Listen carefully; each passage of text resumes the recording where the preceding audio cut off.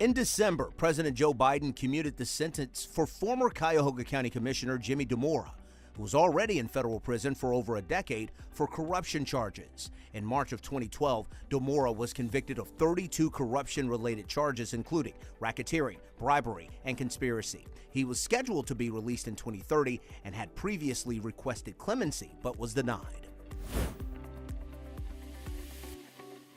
In February, changes within Cleveland police led to Dorothy Todd being sworn in as the city's 42nd chief of police. She replaced outgoing Chief Wayne Drummond, who became the city's director of public safety.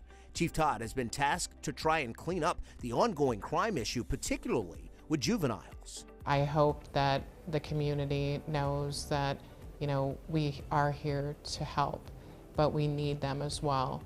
We need to know what's going on, and we can't fix something in your neighborhood if you don't tell us what you're seeing, because you're there firsthand every day. Another potential blockbuster being filmed in Cleveland back in July with the new Superman movie directed by James Gunn, who was seen out and about at several downtown venues. The city center was ground zero for many scenes, including the Leader Building, which was transformed into the Daily Planet. You can see the new Superman movie featuring all of Cleveland this summer.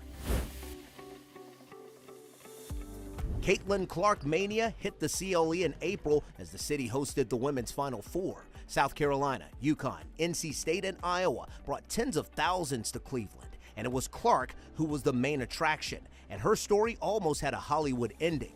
But South Carolina finished the season undefeated, beating Clark and her Iowa Hawkeyes. The title game, the most watched basketball game, including the NBA, since 2019, bringing in nearly 20 million viewers. 2024 was a stormy year for the state and Northeast Ohio. March 14th, April 17th, and August 6th saw numerous tornadoes hit the viewing area, but it was the August 6th storm that made the biggest impact. 5 EF1 tornadoes touched down in or around multiple parts of the city. The majority of damage was near Parma Heights, leaving thousands without power for several days. Overall, the state saw a record 73 tornadoes in 2024. An upset in the political arena as Ohio Senator Sherrod Brown loses his seat to businessman Bernie Moreno in one of the year's most competitive and expensive Senate contests. Brown, a staple in Washington, served as an Ohio representative from 1993 to 2007, then as a senator from 2007 until his loss in November. Despite leaving Washington, Brown promises to still have a loud voice on certain issues and doesn't rule out a future run for office in Ohio. A once-in-a-lifetime event for Northeast Ohio. Millions flocking to our area to witness the total solar eclipse. It was the first in Northeast Ohio since 1804, and it did not disappoint. Our Lights Out in the Land coverage witnessed the moment at 3:13 p.m., and it was a sight to behold. It was obviously so amazing. It's just like a once-in-a-lifetime thing. So this is only the second time in my life I've ever cried on live television.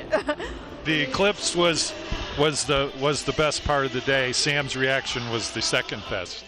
The next total solar eclipse won't happen in Cleveland until 2099. By far the biggest story of the year, the Browns leaving Cleveland again. Not out of Ohio this time, just down 71 to a domed stadium in Brook Park. Team owner Jimmy Haslam has plans to build a state-of-the-art complex with hotels, restaurants, shopping, and of course, the new stadium to the cost of nearly $3.5 billion. Cleveland officials tried to entice the Haslam Group to stay downtown with numerous offers, but fell short. The Haslam's choice to move the team away from this progress is frustrating and profoundly disheartening. The hope is for the Dome to be completed in time for the 2029 season.